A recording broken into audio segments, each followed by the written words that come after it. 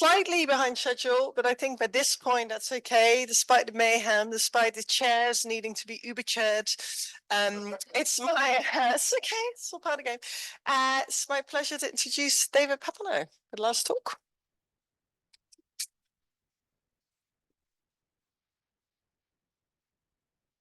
Thank you very much. It's great to be here. This has been such a good conference. I've enjoyed all the talks so much, a lot of brilliant talks, and I'm glad to be finishing off. Now, this is kind of hot off the press. I've been writing it at the same time as listening to everybody and talking about them a bit, and I hope it's converged on something cogent. What do I need? The last one. You were expecting the talks last month, generally. Right. Yeah. Now, where did I get that from? Anyway, very good. Thank you. So do I have a clicker there? So what was I going to say? Okay, that's the plan. So I'm going to have an introduction, which will be mainly explaining my title. Then I'm going to talk about Karen Leander, about this and that. Proximal effects, visible contents, proximal mismatches, intrinsic disorders, environmental disorders, spinal sorts. As you can see, it's very much in the ballpark of the stuff that Justin and Harriet were talking about, issue of proximal functions, how much work they can do for us. Though, in fact, my main target is Harriet and Justin, but not what they said yesterday. I mean, I'll explain it. It's something in the paper on which yesterday's talk was based. And I'll explain that as I go along. So let me start by explaining my title. I can't see the clock. So here's two things I'm going to assume. I'm going to assume that functions are etiological functions, and that dysfunctions are necessary for disease. Might disagree about that, but we'll see how much of what I say actually hinges on that. I'm just going to assume that to keep things simple. I mean, in fact, when I get to the end, I'm going to query B and talk about that a little bit, and in fact, end up sort of endorsing it. But let's not worry about. Let's assume we're talking about etiological functions and dysfunctions are a necessary condition for disease. Okay, so dysfunctions might be a necessary condition for disease, but are they sufficient? I mean, some actually want to say yes. Bors famously, he's got slightly different notion of function, but famously he thinks that's all you need to have for an account of disease, disorder. When you use disease, disorder, ailment, pathology, all interchangeably, nothing will hang on the terms. He thinks that dysfunction is sufficient for disease. But it's more commonly supposed that we need to add some kind of negativity requirement. You know, a few neurons not doing their job in disease because of that, there's some dysfunction there. It needs to be a dysfunction that's harmful. And Wakefield explicitly puts a harm condition into his account of disease. Harriet has a very interesting alternative. It's got to be a dysfunction that ramifies, that kind of creates other dysfunctions. And that's what distinguishes diseases from the benign cases of dysfunction, like a few neurons gone. So I'm going to assume with all this that we need to add some kind of negativity requirement. But I'm going to argue that we need to add a yet further requirement, that diseases need to be something gone wrong internally, inside the organism. You can't be disease disordered if you're inside your skin, just like somebody who is healthy. There must be something awry inside. Something inside you must not be working as it's supposed to. And the reason I think we need to add that is because some dysfunctions are due solely, constituted by environmental mismatch. Some biological trait is not performing its function because it's in the wrong kind of environment. Let's take an uncontentious example. Suppose somebody with fair skin finds themselves in the tropics. The level of melanin in their skin is designed to allow production of vitamin D, but not lead to burning. It's not going to do that job in the tropics. It's there from some northern place. But we wouldn't want to say that on that account they're unhealthy, they're disordered. We'll just say they're in an unhelpful environment. So I want to add, not due to the environment condition, to make some sense. Now, Harriet and Justin don't think that's needed. They think their emphasis on proximal functions and dysfunctions of failure of proximal functions will suffice to do that job.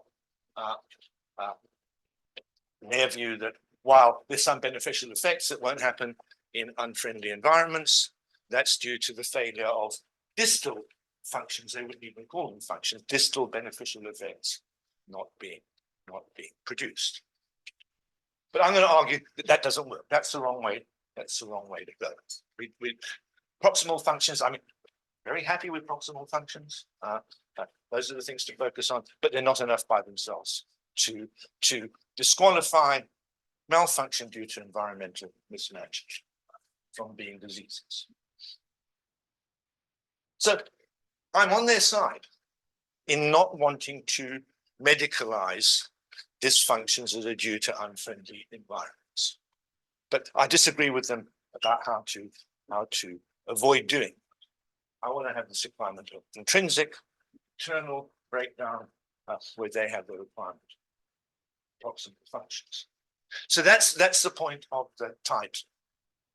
Healthy, harmful proximal dysfunctions. You can have a harmful and proximal dysfunction and yet still be healthy because the dysfunction is due to the nasty environment. Okay, so that's the setup. Now I'm going to fill that out.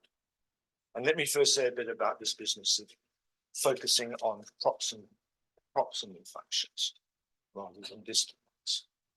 So there was a time I can remember when we, friends of etiology, Larry Wright, William Wimsatt, Millikan, etc. Functions that are due with selective effects. We really didn't like Robert Cummins. These people, these Cummins functions, they're just completely the wrong thing. You know, functions. What's important about functions is they look to explain their effects, and Cummins functions just don't. I mean, so you're explaining the trait that has the function in terms of it's having the effect. That's what's so exciting about functions. Cummins functions just don't do this. Go away, Roberts. And then Karen Neander wrote this wonderful paper in the mid-90s, this malfunction and misrepresenting, and she showed us that Cummins had a lot to offer etiological thinking people. So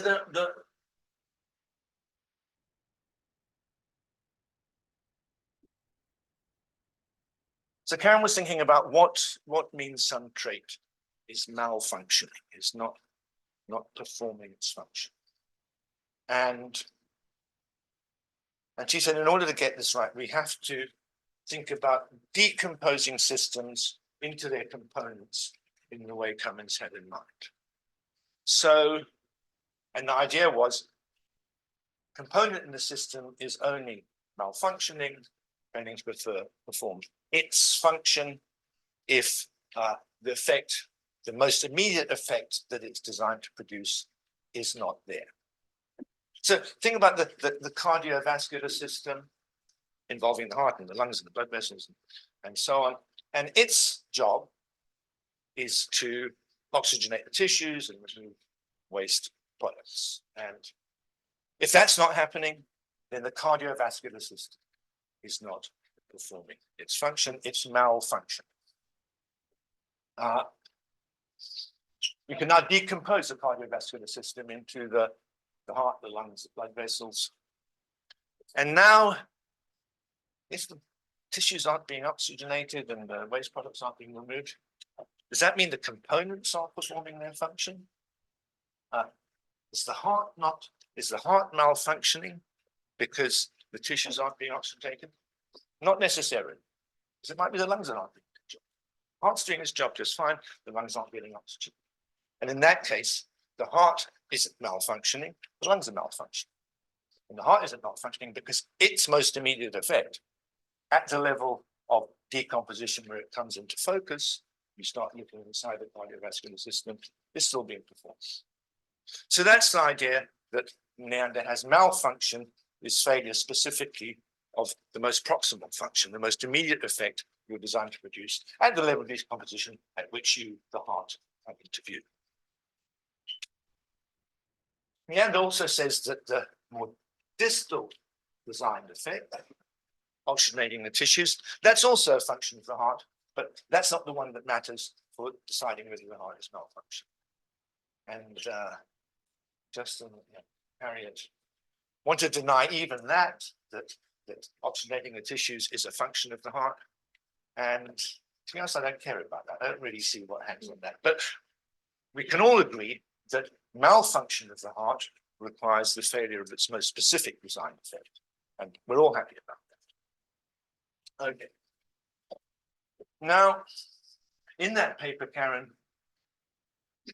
drew some models about telesemantics and representation from this initial thought.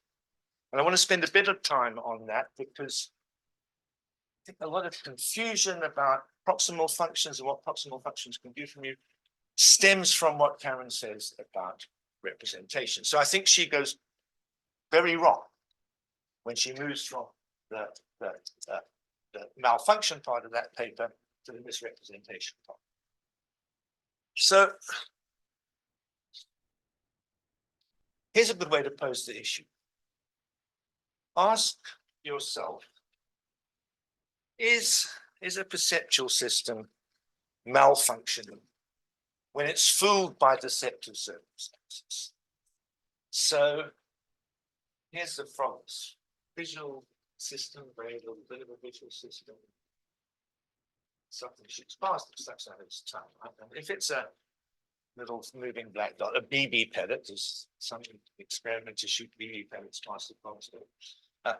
Is the frog's visual system malfunction? Or if you're fooled by a Necker cube, a drawing of a Necker cube into thinking there's a 3 point, or a wire Necker cube and you get it the wrong way around, is your visual system malfunction? And orthodox telesemantics says yes, the function of the visual system is to produce true representation of your circumstances, to produce the statement question only if there's a flying insect there, or only if there's a real 3-dimensional cube so orientated. And that's not happening here. It's producing that state when the circumstance represents is not present. So the visual system is malfunctioning. And Karen's strong intuition, and that of many people, is no, that's something has gone wrong there. There's nothing wrong with my eyes and my visual cortex if some clever visual illusion fools me. Yeah, my eyes are, nothing wrong with my eyes. Nothing wrong with my eyes at all. Just somebody's drawn a very clever top oil painting or something. So that's the thought that drives what Karen says next. She wants to say, no, the visual system is not malfunctioning in cases like that. So we need some proximal function that the visual system is performing that will be satisfied in those cases of deceptive circumstances succumbing to visual illusions. And what she comes up with is the idea that the visual system, the producer of these representational states, its job is just to detect the stimulus conditions. Its only job is to produce that state in response to certain kind of stimulation of the red cell. And detecting a moving black image, you're detecting certain 2D array of lines. And once you've done that, then the visual system is doing its job. And so she ends up wanting to say that the perceptual systems, their function is to respond to proximal stimuli, and when they do that in the way they do, they're representing vertically, and so the content of my visual state is just the kind of stimulus that prompts it. I think that's all terrible. That's so bad. That's awful. It throws away all the advantages of teleosemantics. That's awful. Look, it's very easy to have a theory that says your perceptual states represent what causes it, and that's the semantics response style, phonons, and all those theories have a problem about how is misrepresentation possible. I mean, the state will be caused by the deceptive circumstances, so you're going to be representing deceptive circumstances along with the good ones, and that's not what we want. And Karen is saying, okay, well that's fine. We'll take that. That seems to me a bad idea.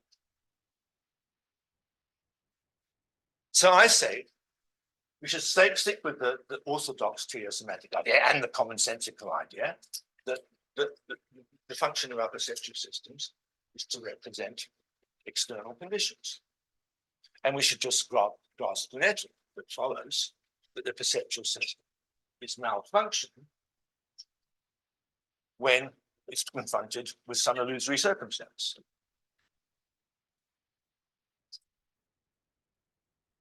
Justin and Harriet take it in their paper that if you take this line, you're giving up the tie between malfunction and proximal effects.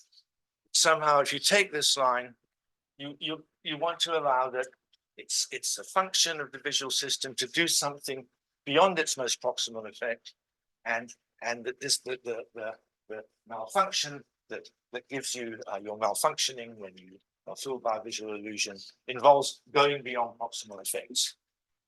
And I want to say that's just not so. So put it like this: I'm very happy to agree. I couldn't agree more.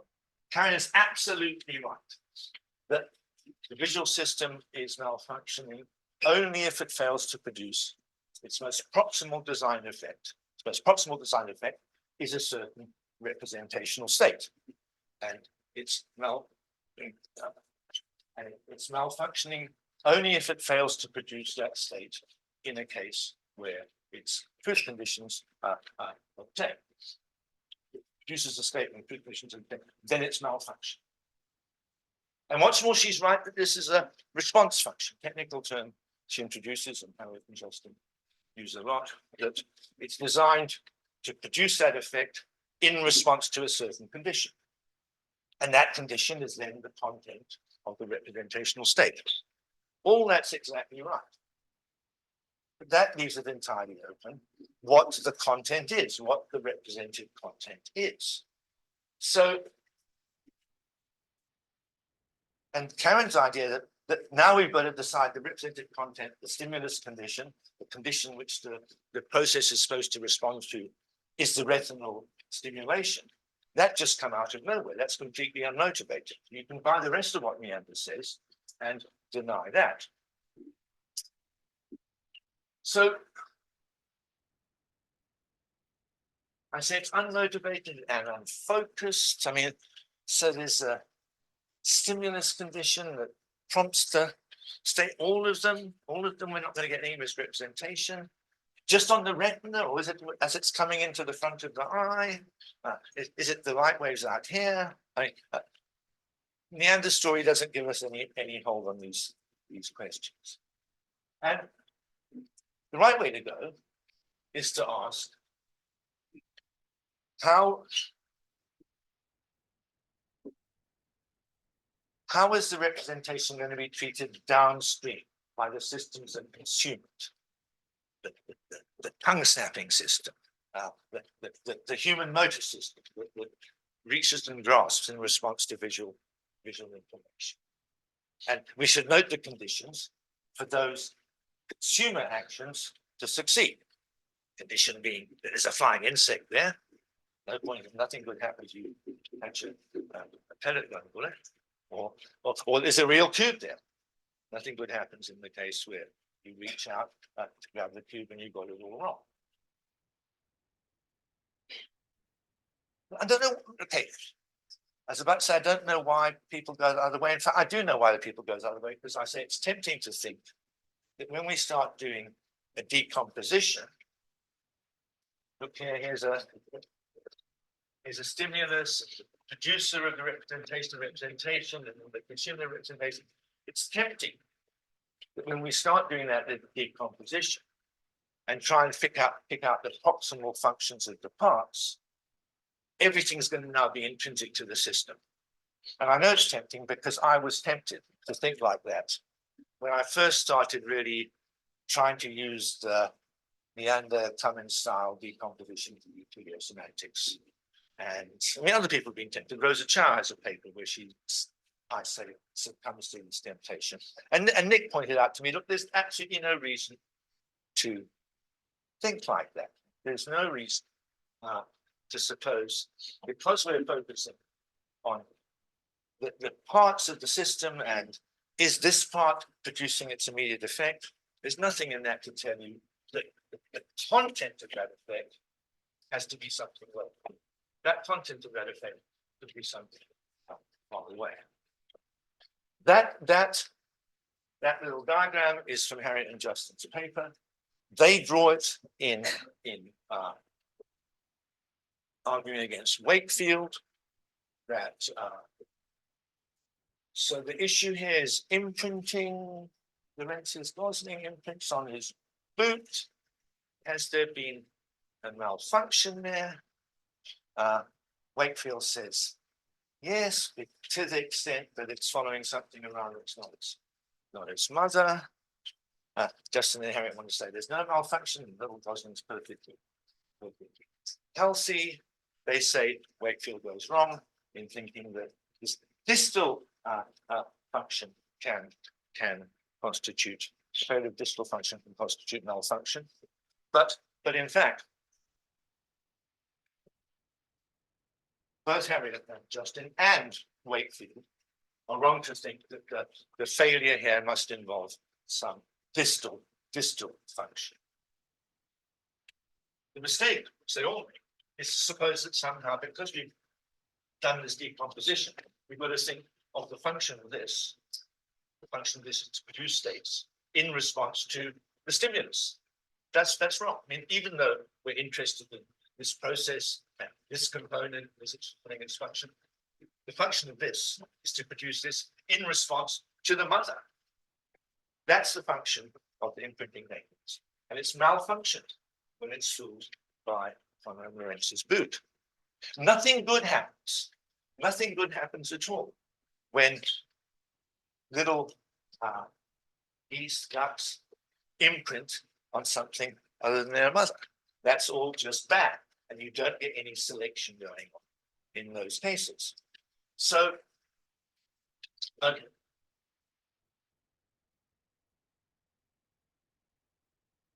Point of the story is that we can have proximal malfunctions due to purely environmental research. If we apply Neander's apparatus right to the case of perceptual systems, we'll see that visual systems are failing to deliver its most immediate designed effect of producing this state in response to a certain kind of circumstance, entirely on account of being in receptive circumstances. Now, in fact, I wanted to go through this because understanding the locus of malfunction in perceptual systems, it's kind of hard to get right. And once we get it right, we see that you can have purely environmentally constituted malfunctions. But in fact, the point, I think, ought to have been obvious from the start. Right? Fabian had an example pointing out how you could have purely environmentally constituted malfunctions. Case of animal camouflage. You had a zebra, I tend to think of a polar bear. Here's a polar bear, it's all white. Ice cap sadly melts, it sticks out like a sore thumb against all the black rock. Is this failure of the proximal effect of the polar bear's white fur? Well, of course. I mean, the polar bear's white fur's only got one job to do, is to camouflage it. It's not camouflage. What? Okay.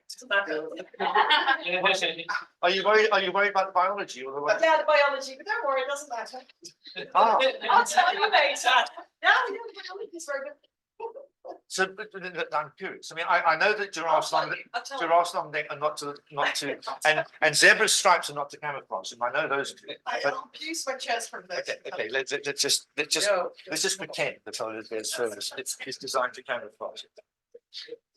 No, Okay. sorry, but you were the one holding out on this idea of the chair having a privilege. Okay, I'm gonna intervene here, and so you need to. Okay, the point I'm making is, of course, proximal failure of proximal function, proximal malfunction can be caused by purely environmental circumstances, unhealthy environment. After all, the Neander analysis of malfunction, this failure of proximal effect, is supposed to apply at all levels of the Tubman decomposition. So we can apply it to the heart, we can also apply it to the cardiovascular system, we can apply it to, as it were, whole body systems.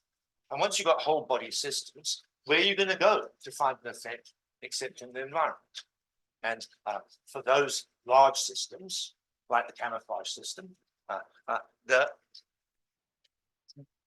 failure of function can only be due to unhealthy environments. Okay, so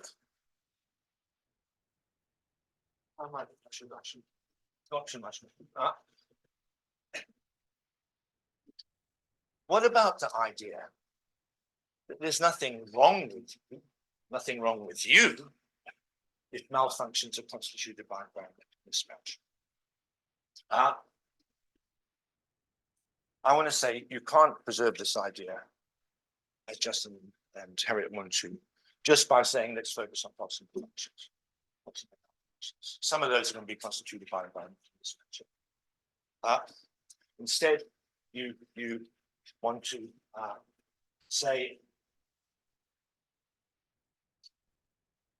what's not wrong with you. The sense in which there's nothing wrong with you is nothing internal is failing to work as designed. Nothing's broken inside you. And if you say this, then you can say that ailments caused by unfriendly environments are not disorders. Put an extra requirement on a disorder, a disease. It's got to be due to something going wrong inside you and not just like health environment. You have a failure of proximal function because of health environment, you don't have a disease. You put an extra requirement, disease. And so that's the natural way. That's the best way, I want to say, of not medicalizing ailments that are due to unfriendly environments. And the standard story, I'm not going to argue the details now, but the publications, is that quite a lot of difficult mental conditions will escape being counted as disorders or diseases. This is in today's times. ADHD may have helped hunter-gatherers to flourish. Back then, it was really useful to be a kind of nuisance of bother your parents all the time and so on. And now you all sit in classrooms for 20 years. It's really a handicap. And so I want to say yes, these ailments aren't disorders because there's nothing wrong inside. In fact, yesterday, Fabian said, well, that's a line you might take. I mean, you might have noticed it all went very fast. Most of my talk was in Fabian's kind of first 3 minutes, and he zoomed through it all. And he said, but there's a problem with that line, in that the DSM seems quite happy to count a bunch of mismatch cases as diseases. And you can see why. So look, we got the setup where everything inside you is working as designed, but they're unfriendly environments, and let's suppose they're pretty widespread, and then there's going to be a whole lot of people who are suffering, they're harmed because of this setup. And they'll be suffering and harmed, whether or not we say they're diseased or not. Either way, they're going to be somewhat with the condition. And what are we going to do about it? Okay. And in cases like that, well, there's two lines you might take. You might fix the environments, or you might fix the individuals. You could kind of change the school rules or give them Ritalin. And it's going to be an interesting question in all these cases, which is the best way to go. All things considered, is it going to be too disruptive to the schools and to have the kids running around, or is that the way to go? And you might say, look, once we've figured out what's the right way to go, then that's going to tell us whether it's a disease or not. It's a disease in those cases where we feel we have to fix the individuals, fix the kids, and it's not a disease when we think really the fault is with the environment, society, and we have to change that. So that makes a kind of sense. Still, is it right? Is it right to go there? And you might not get worried. Look, whether it's right to change the school rules or give the kids Ritalin, it's a difficult political moral issue. And we're going to have to weigh up different priorities, and reasonable people will disagree, and you might have to have a vote, and so on. And you might well worry that what is a disease is going to rest on such debatable issues. And as Fabian said, if you're going to count a disease just because the vote comes out in favor of Ritalin, why bother with biology at all? Just count as disorders any harms that we seek to fix. We decide the best way to fix is by adjusting the individual, and don't count them as diseases we think we're going to adjust the society. So, I mean, on this count, in fact, the DSM goes with it. I mean, dyslexia, it's not a biological dysfunction, but you might think that's disease because it's difficult for the children, and the way to fix it is not to stop people reading or something, but just to give them extra attention. You might think, plastic surgery. You've got something that's currently considered a disfigurement, you get it fixed. Is that a disease? I mean, if we go this way, it depends on what we think the best moral political outcome is. You're going to count an awful lot of things. And so I'm inclined to stick with Justin and Harriet's rather hard line on where to draw the line. I think that environmental mismatch, unhelpful environments, does not suffice for diseases. We can tell the people who are suffering and who we might help with medication and so on. Well, times are tough, but at least you aren't ill. You're just unlucky. There was a time, different kind of world in which you'd been a perfectly happy, well-adjusted member of society. You just got pulled up in modern circumstances, and that's bad luck. Okay, so, and when I got to this point, which I think is right, I had a funny little meta thought. So I think it's best for moral and political reasons to keep the category of disease tied to internal malfunction and elder people who are only suffering because of the modern world. We're not ill. I think that's a better way to go. Nice clear notion of disease. We can still help the other people. This seems the logical way to set things up. And so now I've got a political moral loose justification for keeping the category of disease tied to some biological criteria. And you might think that's a bit odd, but in fact, I don't think it's especially odd. I think now we've got this general meta issues. What is the game we're playing when we're trying to analyze disease? My own view is that the term is not a very well-defined term in common usage. It's determinate. It's up to us if we want to refine it in a certain way. So this is how we're going to use the term, kind of conceptual engineering, if you like. And it seems to me the right way to do this is to tie it tightly to internal biological things not working as they designed. So okay, I'll stop with that. Thanks.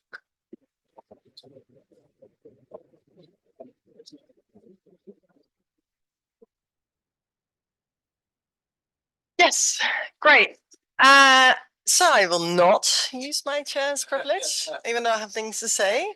I'll try and keep track of, so Arjun.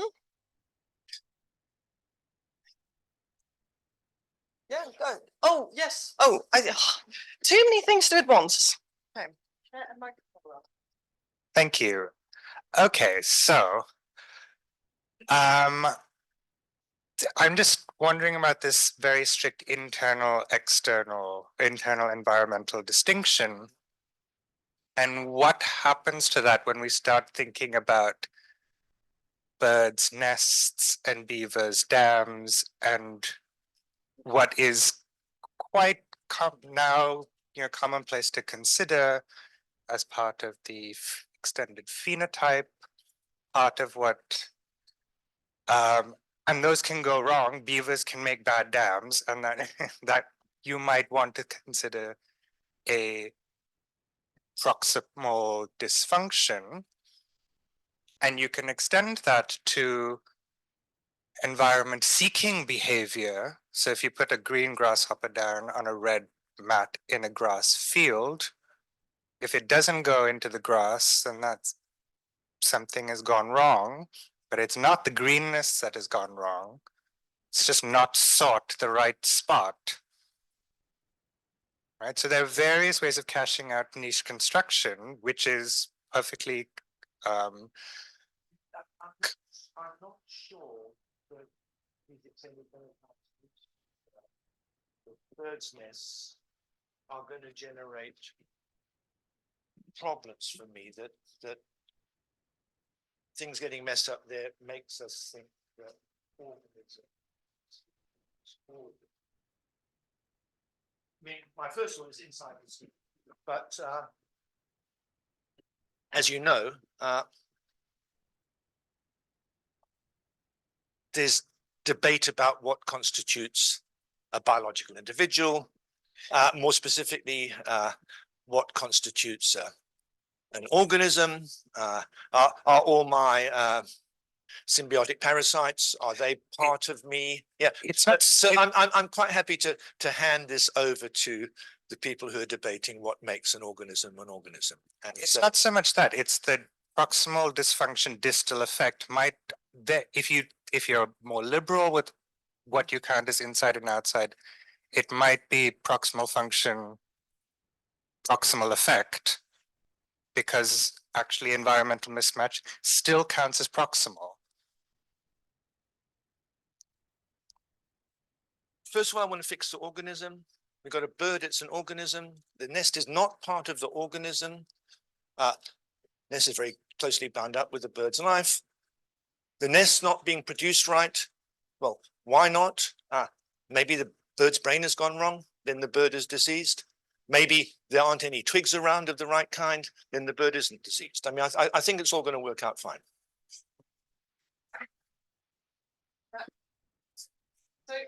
So with the next question, we have a hand on the chat. So I'm sorry I'm pronouncing your name wrong, but Vibori. Vibor, yeah, that's Hi. great. Thank you. How Thank are you you? very much. It's been a really interesting conference and also a very interesting talk, David. So I'm a clinical academic general practitioner, and my research interest is in people with attention deficit hyperactivity disorder.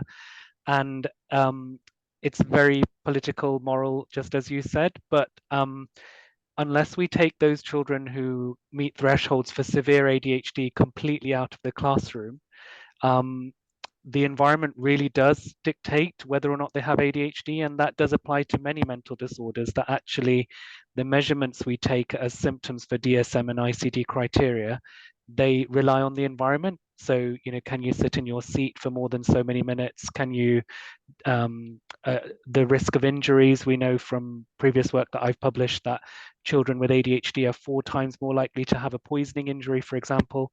So how do you explain that without, how can you completely differentiate the environment from the argument? So in my view, they're being deemed to have ADHD does depend on the environment. A given kid will only have ADHD if they're in an environment where their behavior becomes difficult and disruptive, and they're not getting the right amount of intention that is optimal. So I don't want to say that ADHD diagnosis does not depend on the environment. Absolutely, it does. What I want to say is, in virtue of the fact it so depends on the environment, we shouldn't think of it as a disease of the kid. That kid in a school that allowed, was arranged so as to allow a lot more booming around, would be fine. He wouldn't be diagnosed, wouldn't be given medication or put in a separate classroom. So yeah. But it's the impulsivity. So, I know you've quoted that Lay article about tribal communities not having ADHD. I'd be interested in the empirical proof of that, because if you were to climb a tree and you weren't going to perceive the risks, and if you had ADHD, then we know you'd probably be more impulsive and attentive, so you'd be more likely to die of an injury.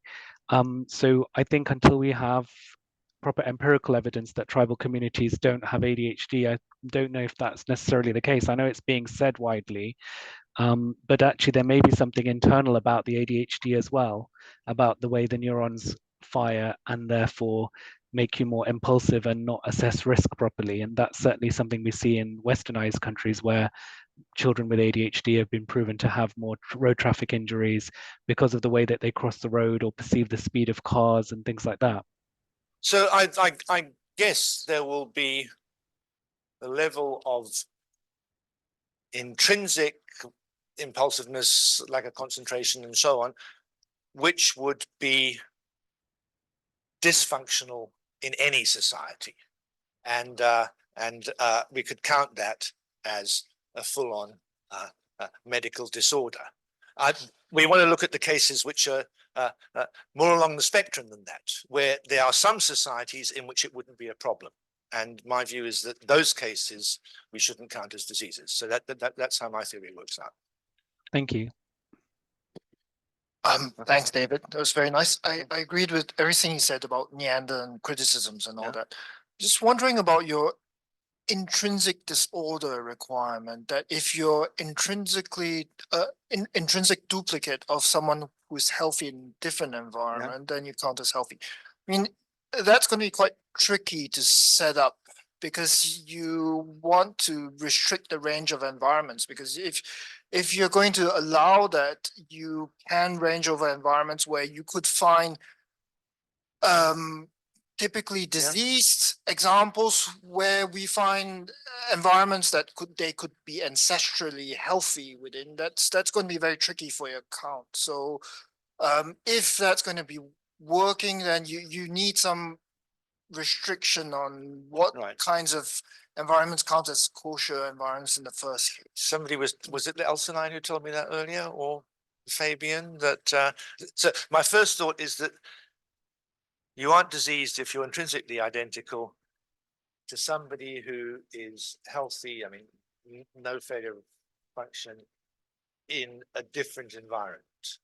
And if the existential, there is a environment in which that person is healthy, maybe that's going to be, I mean, we could cook up environments where however messed up you are, you would be okay in that environment. So I don't know, maybe range of historical environments, I should restrict it to that. This was drawn to my attention, and I put it to one side, and I'm still thinking about it. Would the environments from our evolutionary history do the job? It looks like it would get the cases right. I'm not sure. I mean, you would have to look at the whole range of cases, because sometimes you have acceptations and other kinds of mutations where suddenly something goes in a certain way, and you have to think about function in those cases and so on. It would get quite tricky, I think. So this is a problem. Maybe we should abstract away from the particular way I did it that there's nothing wrong with you internally. If somebody internally like you could be okay in some environment, maybe I should forget about that idea and just look for some other way of defining something has gone wrong intrinsically. Something inside you is not working as it ought. Maybe there's a more direct way of doing that. Harriet and or Justin. It's just Harriet, actually. So. No, I'm just joking. This is really interesting, David, and I've actually been wondering for a while about why we don't think the same way about this. So it was very illuminating in that sense. So I guess. Do we still not think the same way? Well, let me see. So I mean, I thought that I take it that one really important point here is what you said about functions that involve the environment. So functions, say, of the whole sort of a large part of the body, large part of the organism, you know, or that in some sense involve the environment. And one way of looking at that, right, is as if it's like just another complex biological traits, where some parts of that trait are environmental variables, right?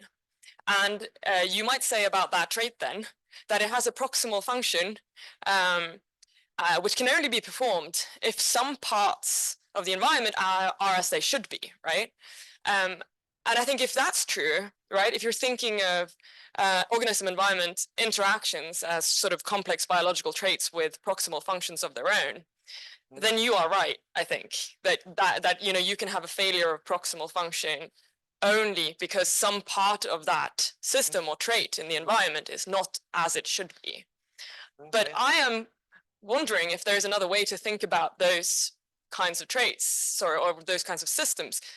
Go on. So, you know, one way of looking at it, right, is that it's not the case that this is a complex biological trait, some parts of which are in the environment, but rather that it is a complex biological trait which is fully contained within the organism, but where some parts of that trait within the organism have as their function to do stuff in relation to stuff in the environment.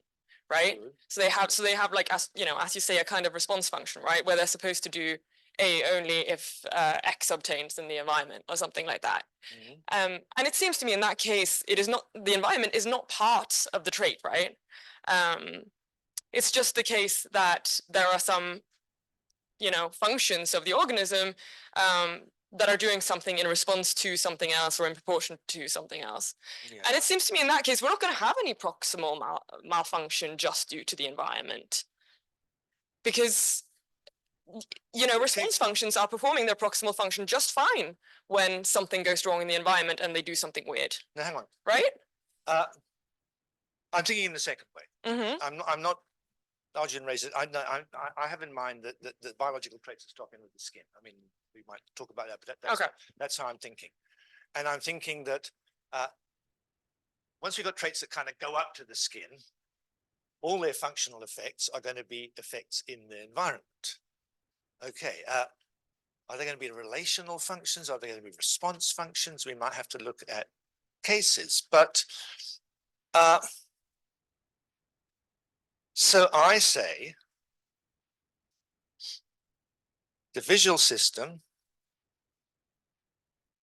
up to the point it kind of represents physical objects outside me, it's got the function of responding to those physical objects.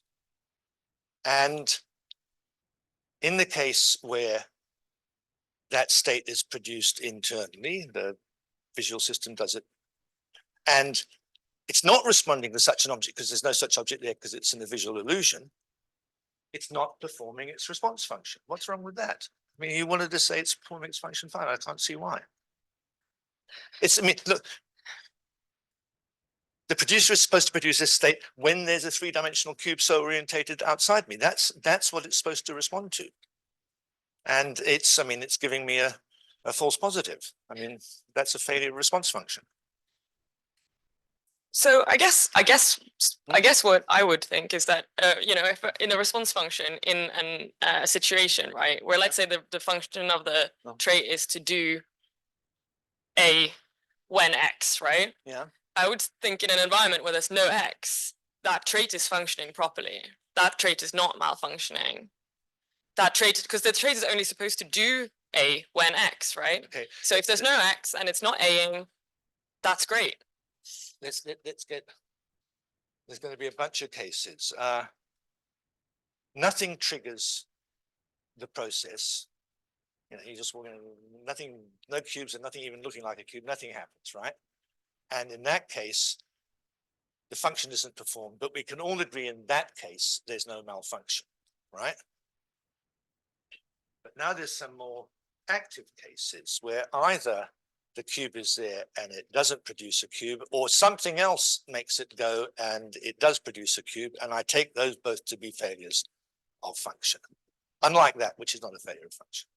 So we need to look at the false positives, false negatives, and in a sense, it's responding to something other than what it's supposed to respond to. That's a failure of function. Okay. May I? Oh, am I allowed to go or no? Somebody else gonna go? Oh, you said and. I say I either. will. Oh, Yeah, I say, oh, okay. heard of Manchester. You can, I think it's worth it. Not massive launch. No, it won't, it'll be short. Yeah. Well, or just, I mean, there are a lot of things, a lot to think about.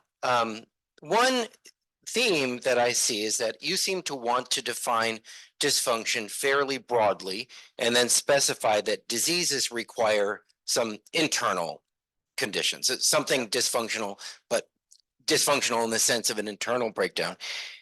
And we want to define dysfunction fairly narrowly so that dysfunctions are always by definition internal breakdown. So, you know, you don't have to add some internal thing. And in some way, you might see this as terminological, and there's, I mean, a lot to be said, but in some ways, you might see this as terminological, but then you might ask, okay, which way of speaking is more consistent with relevant practitioners? And at least one group of relevant practitioners who think a lot about dysfunction and mismatch are the, you know, Darwinian medicine, people like Peter Gluckman. And my understanding in that literature is that they make and I think Wakefield shows this pretty well, I think they tend to make a fairly sharp distinction between mismatches and dysfunction. So they love talking about the case where, you know, human beings are designed to enjoy fatty, sugary foods, but of course, in a modern environment, that tends to cause some problems for us. They would think of that as an instance of a mismatch, but something like diabetes, where, you know, the pancreas just can't produce enough insulin, they would describe that as a dysfunction. So do you think there's a problem where if you're defining dysfunction broadly enough to include some kinds of things that are also mismatches, is that inconsistent with the terminology of the relevant practitioners or some relevant practitioners? I avoided the sugars readily available cases and mismatch case because that's a funny case, because then you get a knock-on effect and you start getting Sure. diabetes. Sure. And that's, Sure. that's a disorder by Lehman's counting. Sure. So I steered away from that kind of example. So look, here's what I think. I think that if we're interested, David, can you go behind the microphone? Sure. Or hold it? if we're interested solely in the business of classifying ailments as disorders, getting the treatment right and so on, it's not going to matter much whether we go your way or my way. But I think if we want to talk generally about functions and malfunctions and biological traits having functions, you can't restrict functions to effects inside the body. That's kind of crazy. I mean, look, you don't have to go on full on 4E to think that the whole point of biology and all our evolved adaptations is to enable us to interact with the environment in the right way. I mean, it's kind of crazy photo solipsism to think that you know, the whole story can be told just looking at what's going on inside. So yeah. I think we agree. I think we agree that, yes, thank you.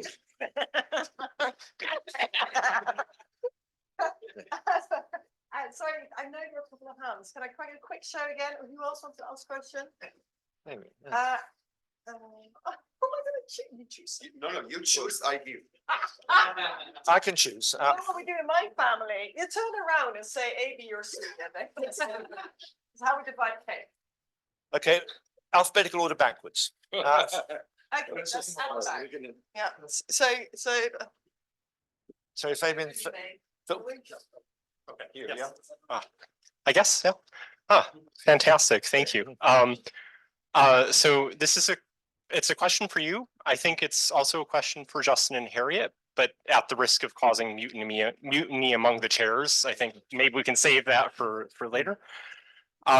It concerns the proximal function idea. And so I'm just wondering, so in this case, I guess in most cases, you know, I want to go back to Millikan. And I'm wondering whether we can get something useful out of the notion of normal conditions that allows us to describe these cases correctly without having to put so much of the weight on proximal functions. So the idea would be that while we can talk about the normal conditions under which a device performs its function, which are going to be conditions under which in the past it has performed that function, which explains its continued existence. But if we think of it this way, then it seems that in cases where normal conditions are not met, we wouldn't want to say that there's dysfunction, right? So you might say that dysfunctions only come into play where normal conditions are met, and yet you don't have those effects that are supposed to contribute to continued proliferation.